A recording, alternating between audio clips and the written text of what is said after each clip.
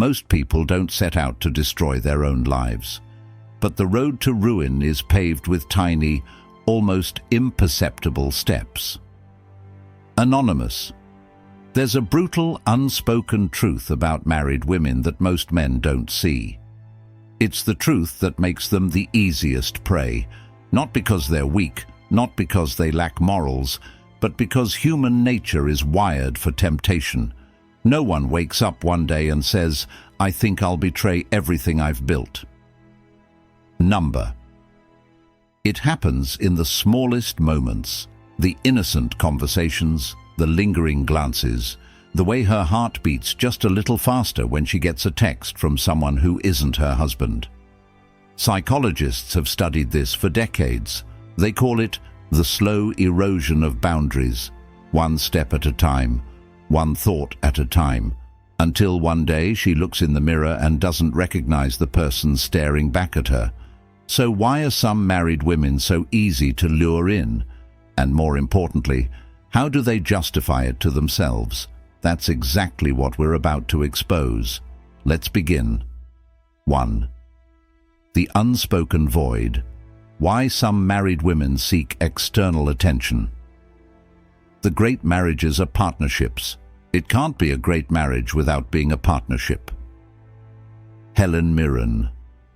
Marriage, at its best, is a bond that withstands time, trials, and temptations. But not all marriages remain as strong as they once were.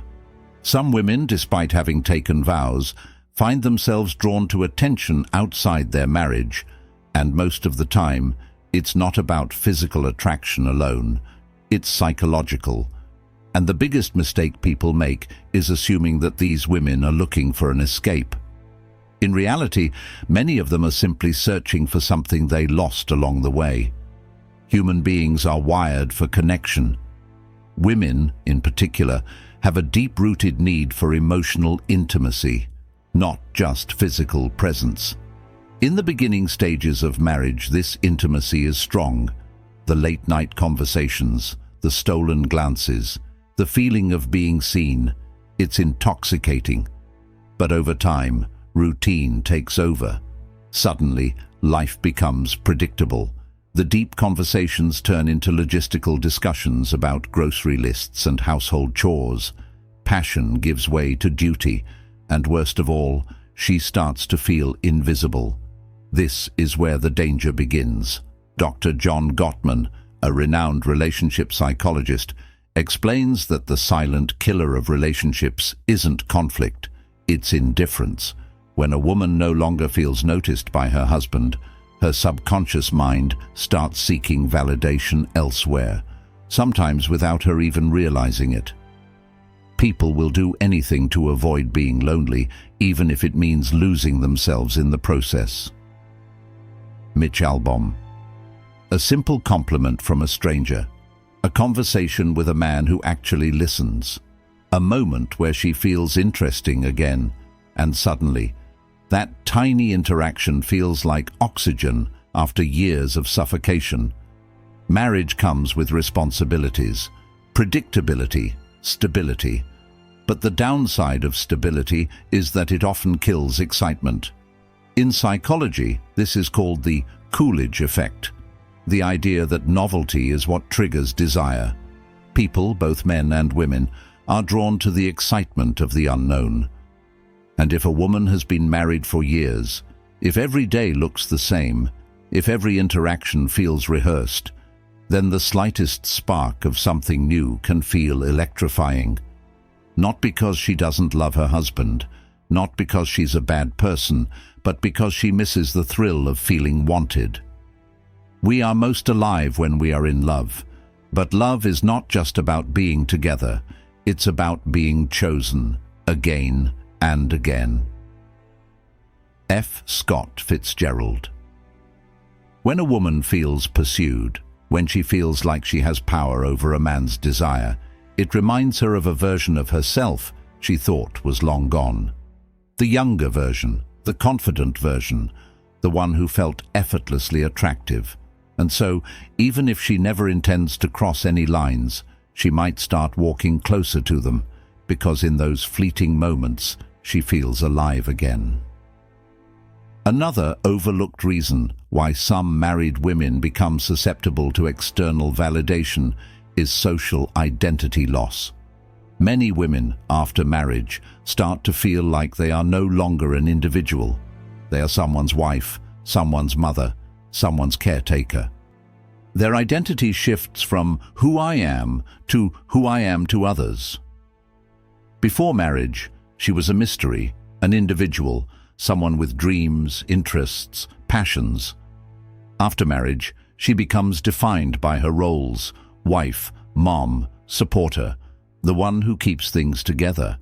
While these roles are beautiful, they can also become restrictive. If a woman no longer feels like her own person, she might start seeking out interactions that make her feel separate from her role. And sometimes that interaction comes in the form of another man. 2. The justification game. The mind will always find a way to justify what the heart has already decided.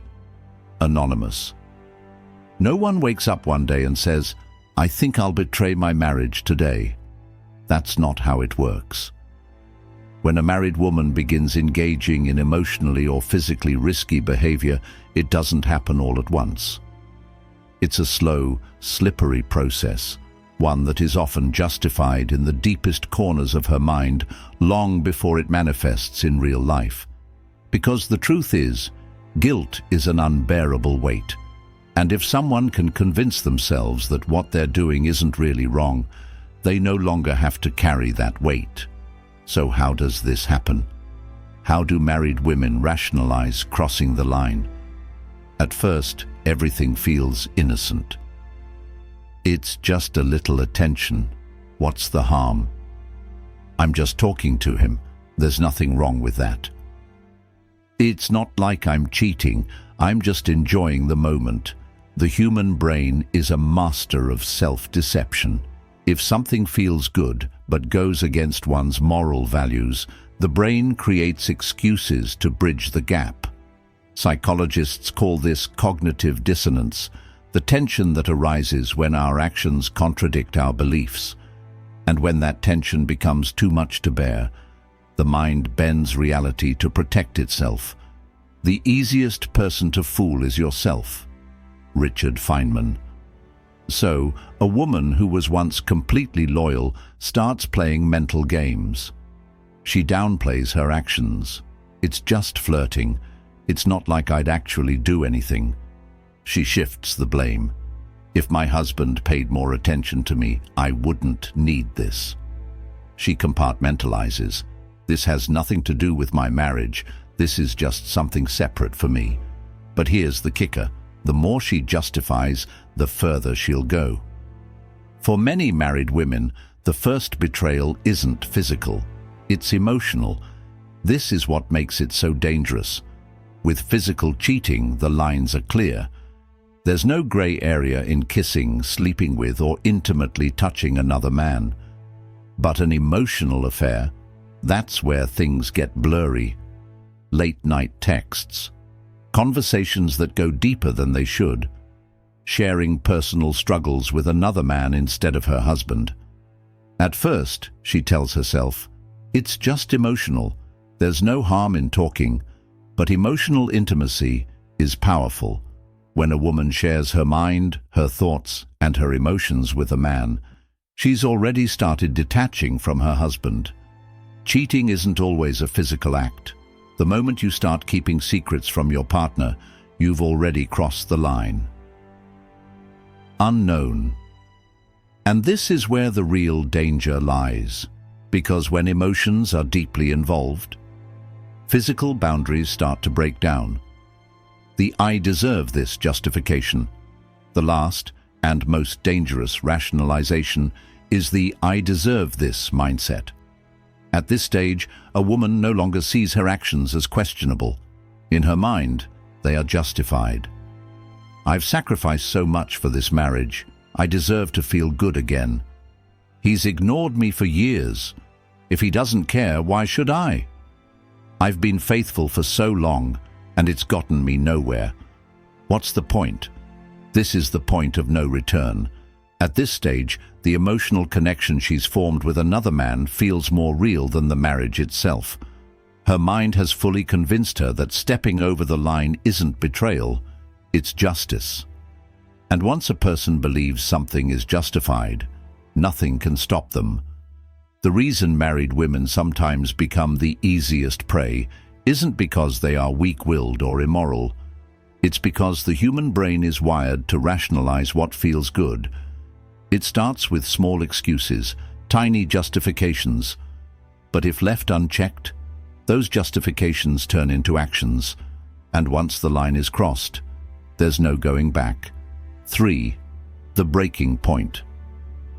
The chains of habit are too weak to be felt until they are too strong to be broken.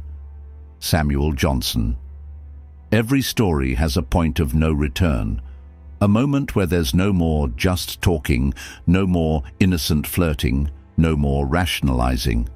The game is no longer a game, it becomes real.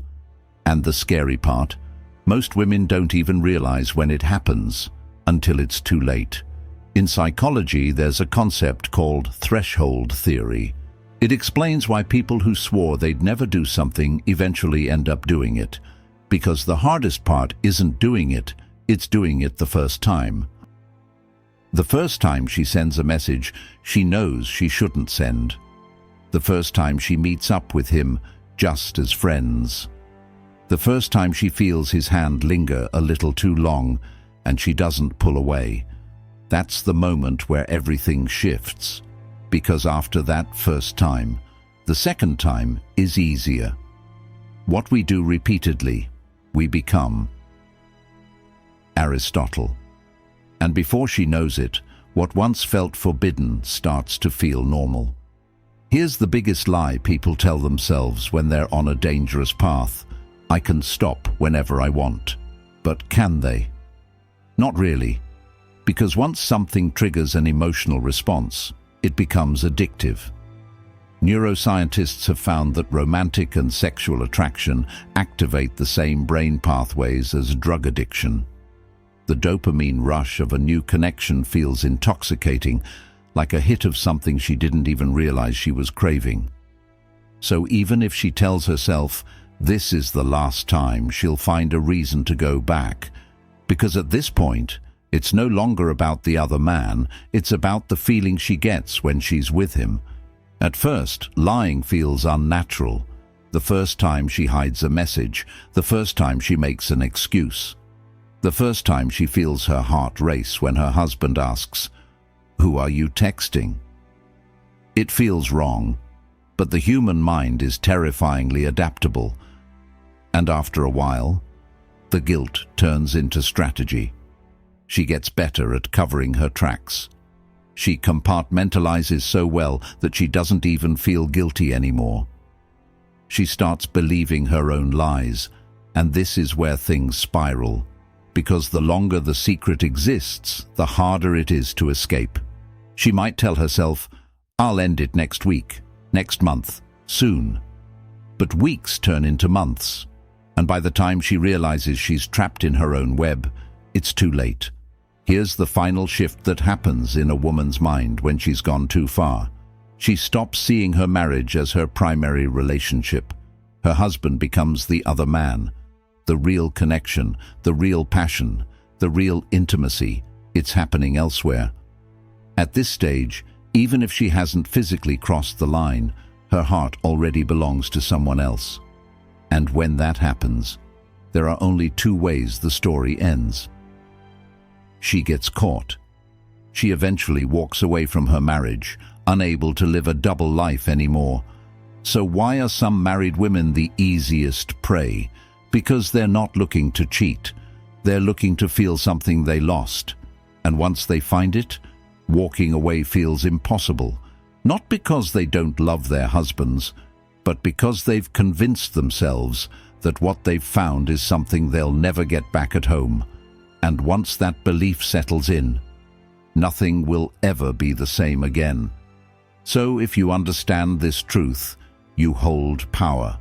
The power to see what others miss, the power to read between the lines, the power to recognize the silent signals before they turn into something irreversible. And with that knowledge, you'll never be blind to the game again. This is Stoic Guide. Until next time, take care and see you in the next video.